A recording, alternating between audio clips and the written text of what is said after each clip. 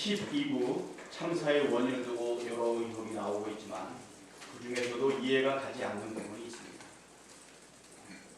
참사 당일 현장 인근에 있던 기동대를 왜 투입하지 않았는가 하는 점입니다.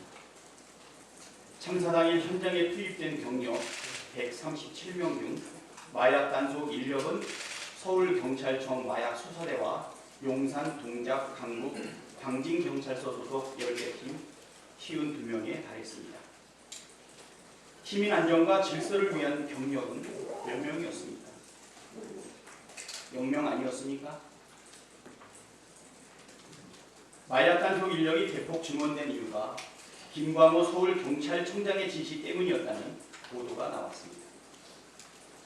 윤석열 대통령이 마약과의 전쟁을 선포하고 검찰과 경찰의 수장들이 앞다퉈 마약 수사를 강조하자 김광호 청장이 마약 단속 계획으로 판을 키운 것 아니냐는 것입니다.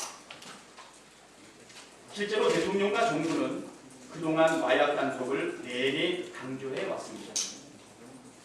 10월 6일 한덕수 총리는 마약 범죄에 대해 특단의 조치가 필요하다고 했고 10월 11일 윤석열 대통령은 국무회의에서 마약사범 사법 처리를 언급한 데 이어 10월 21일 경찰의 날 기념식에서 마약과의 전쟁에서 승리해달라고 주문했습니다.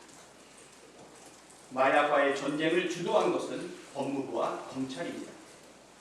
법무부는 지난 8월 시행령 개정으로 마약류 유통 관련 범죄를 경제범죄로 규정해 경찰이 마약 수사를 할 수 있도록 했습니다.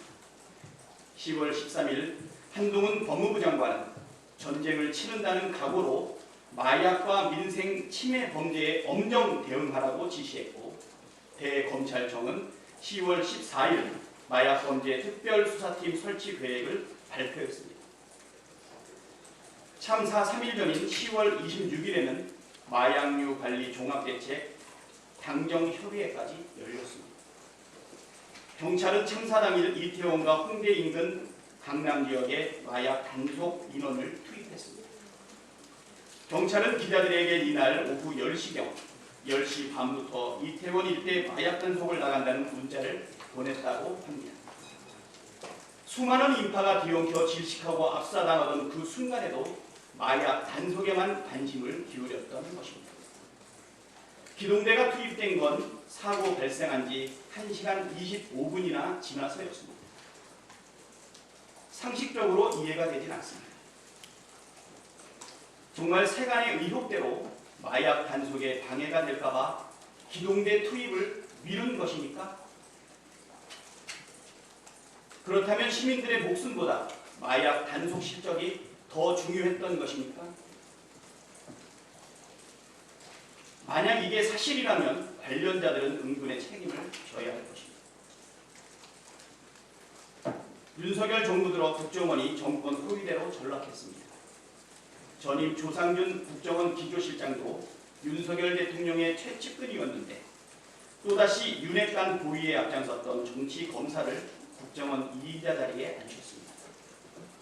지난 10월 28일 임명된 김남훈 국정원 기조실장은 강원랜드 채용비리 수사 무사 의혹을 무혐의 처분한 장본인입니다. 서울중앙지검 형사 1부 부장검사 재직 시절에는 강원랜드 채용비리 수사 외압 행사 의혹이 있던 권성동, 염동열 의원과 검찰 고위 간부들을 모두 무혐의 처분했습니다. 수사 외압의 핵심 당사자로 지목됐던 김우현 당시 대검찰청 반부패 부장검사는 피의자로 입건조차 되지 않았던 것으로 알려졌습니다. 검찰 권력을 남용하고 사유화하더니 이제는 국정원마저 사유화하려는 것인지 기가 막히고 참담합니다. 국민의 실망과 분노가 임계치에 다다랐습니다. 윤 핵관에게는 한없이 관대하고 국민의 안전에는 무관심하며 정적과 야당에게는 냉혹한 윤석열 정부의 말로는 결코 아름답지 않을 것입니다.